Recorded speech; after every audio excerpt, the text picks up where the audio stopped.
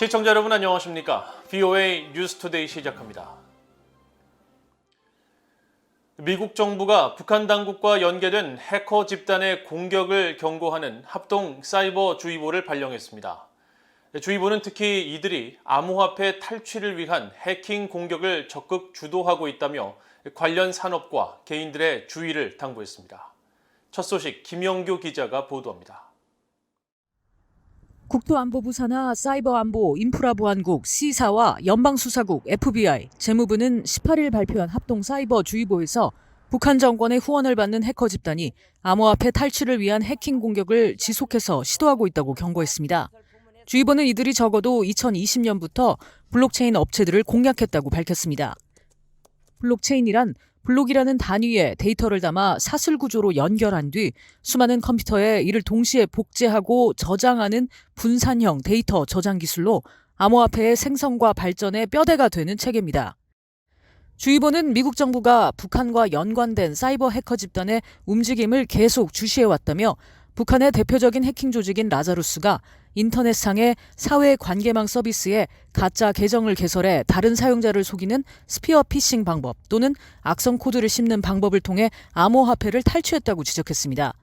그러면서 이런 해커 집단이 북한 정권에 자금을 대기 위해 암호화폐 기술을 기반으로 한 기업들의 취약점을 공략해 돈 세탁에도 관여할 것이라고 경고했습니다. 또 북한의 해킹 조직으로 라자루스와 APT38, 블루노로프, 스타더스트 천리마를 지목하면서 이들이 암호화폐 거래소와 기업, 탈중앙화 금융서비스, 게임을 하면서 돈을 벌 수 있는 암호화폐 비디오 게임, 암호화폐 개인 보유자 등을 겨냥한 공격을 지속했다고 밝혔습니다. 이들은 특히 다양한 통신체계를 이용해 상대방이 컴퓨터상의 윈도우나 맥 운영체제에 숨겨놓은 악성 코드, 즉 트로이 목마 프로그램 등을 실행하도록 하는 사회공학적 기법을 쓰고 있다고 주의보는 지적했습니다. 최근 북한 해커 집단의 가상화폐 해킹 건수와 탈취 금액이 증가 추세를 보이면서 미국 내 사이버 보안 업체들도 이를 상당히 주시하고 있습니다. Yes, they are perhaps our first and most prolific cyber criminal actor that is interested in stealing cryptocurrency. They were really pioneering in a lot of the tactics that they used.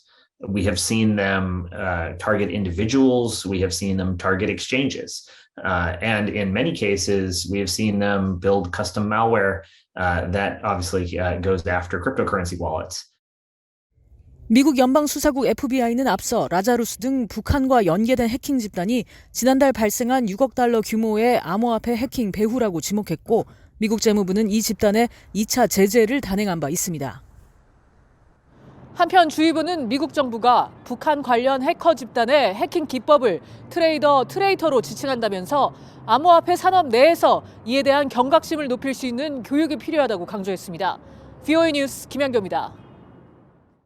한편 미국 백악관은 북한 정권이 대량 살상 무기와 탄도미사일 프로그램 자금을 대기 위해 사이버 범죄를 포함한 불법 활동에 의존하고 있다고 비판했습니다.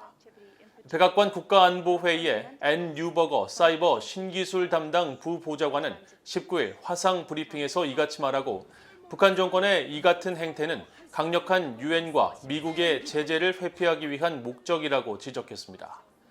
뉴버거 부보좌관은 특히 미국 정부가 최근 북한과 연계된 해킹 집단을 지난달 발생한 6억 2천만 달러 규모의 암호화폐 해킹의 배후로 지목하고 추가 제재를 부과한 사실을 언급하며 이는 북한 정권이 그들의 무기 프로그램에 자금을 대기 위한 탈취와 해킹을 포함해 암호화폐 불법 사용 실태가 어느 정도인지 잘 보여준다고 말했습니다. 그러면서 이런 북한 정권의 불법 행위에 대한 국제 자금 세탁 방지와 대응 역량 구축 노력을 강화해야 한다며 미국은 북한 관련 해커 집단의 활동에 관한 정보를 일반에 공개하기 전 인도태평양 동맹국들과 이를 공유했으며 암호화폐 불법 사용 등 비슷한 유형의 활동에 대응하기 위해 관련 동맹국들과 긴밀히 협력하기를 기대한다고 밝혔습니다. 북한 정권이 최대 항구인 남포에 유류 관련 시설을 계속 확충하고 있습니다. 최근 유류 저장 탱크와 저반 시설이 새롭게 들어선 것으로 확인됐는데 북한 서해에서는 선박간 환적으로 의심되는 장면도 민간 위성 사진에 포착됐습니다. 함지하 기자가 보도합니다. 북한 남포를 촬영한 최근 위성사진에 새롭게 건설된 유류 저장 탱크가 확인됐습니다. 지름 23m, 높이 10m로 추정되는 이 유류 탱크는 지난해 BOA가 유류 탱크 건설용 부지로 지목했던 5곳 중 한 곳에 완공됐습니다. 앞서 북한은 유류 저장 시설이 밀집한 이 지역에서 서쪽으로 약 700m 떨어진 지점에 각각 지름이 30m인 새로운 유류 저장 탱크 3개를 완공한 바 있습니다. 이에 따라 2018년까지 약 20개였던 이 일대 유류 저장 탱크는 현재 28개로 늘어났습니다. 유조선이 접안할 수 있는 시설도 추가된 것으로 나타났습니다. BOA는 지난해 7월 북한이 유류 밀집 지역에 마련한 기존 3개 부두에 더해 서쪽에 1개를 추가로 건설하고 있다고 전했는데 최근 촬영된 위성사진을 통해 이 부두의 공사가 끝난 사실이 확인된 겁니다. 이 부두는 육지에서 바다 쪽으로 약 300m 뻗은 형태를 하고 있으며 부두 끝부분에는 양옆으로 선박이 접안할 수 있는 사각형 형태의 구조물 3개가 만들어져 있습니다. 북한이 최근 몇 년 사이 유류 저장 탱크와 유조선의 하역 부두를 확충하는 정확한 배경은 알려지지 않았지만 유엔 안보리 제재로 인해 정상적인 유류 수입이 어려운 상황에서 불법 환적 등으로 확보한 유류의 비축 역량을 확대하려는 의도란 분석도 나오고 있습니다. It's clear that they have gasoline, naphtha, diesel, kerosene coming in from someplace. We don't know where, but it's likely to be China. And it comes into these new tanks so they can store it up. 이런 가운데 북한 서해에선 지난 2일과 4일, 17일, 18일 등 이달에만 최소 5건의 선박 간 환적으로 의심되는 행위가 포착됐습니다.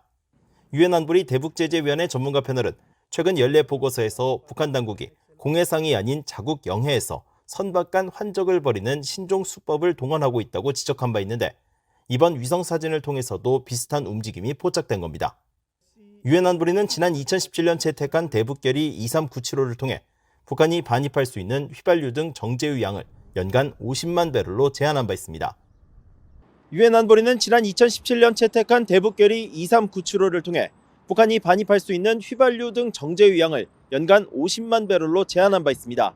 하지만 국제사회에선 북한 정권이 불법 환적을 통해 상한선을 웃도는 유류를 계속 반입하고 있다며 보다 강력한 대응이 필요하다는 목소리가 나오고 있습니다. BOA 뉴스 함재합니다. 북한 정권의 선박 간 환적을 통한 유류 거래 등 해상 불법 활동을 차단하는 데 있어 감시와 기록만으로는 충분하지 않으며 관련국들이 역량을 활용할 수 있는 방안을 모색할 필요가 있다고 미국의 전문가가 말했습니다.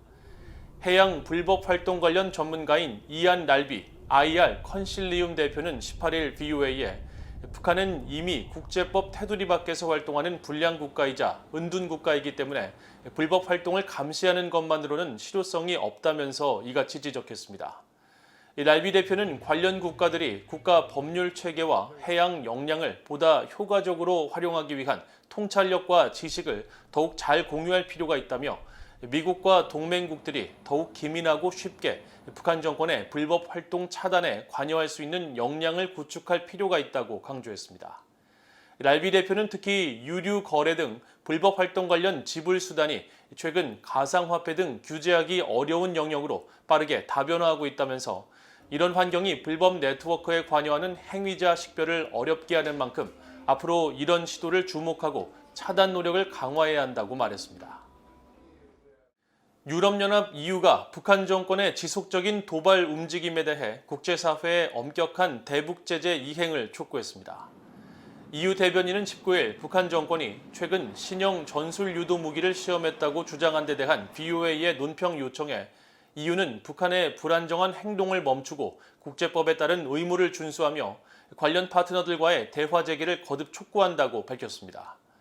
그러면서 북한이 유엔 안보리 결의에 따른 의무를 준수할 때까지 EU는 계속 엄격하게 제재를 이행하고 동시에 국제사회도 그렇게 하도록 독려할 것이라고 강조했습니다. 유럽연합은 북한과 외교적 대화를 지속하면서도 유엔 안보리 결의 등 국제법을 위반하는 도발 행위와 심각한 인권 유린에 관해서는 강하게 비판하는 비판적 관여 정책을 지속하고 있습니다. 러시아의 우크라이나 침공 사태로 러시아와 중국의 아시안의 영향력에 균열이 생기고 미한 동맹에는 유리한 입지가 조성될 것이라는 전문가의 지적이 나왔습니다. 국제사회에서 소프트 파워, 즉 연성 권력 개념을 처음으로 만든 조셉 나이 하버드대 케네디 스쿨 석좌 교수는 19일 미국의 전략국제문제연구소 CSIS와 한국 최종현 학술원이 공동 주최한 화상 토론회에서 러시아가 우크라이나 침공에서 교착 상태에 빠지면서 군사적, 경제적으로 큰 타격을 입었다고 지적했습니다.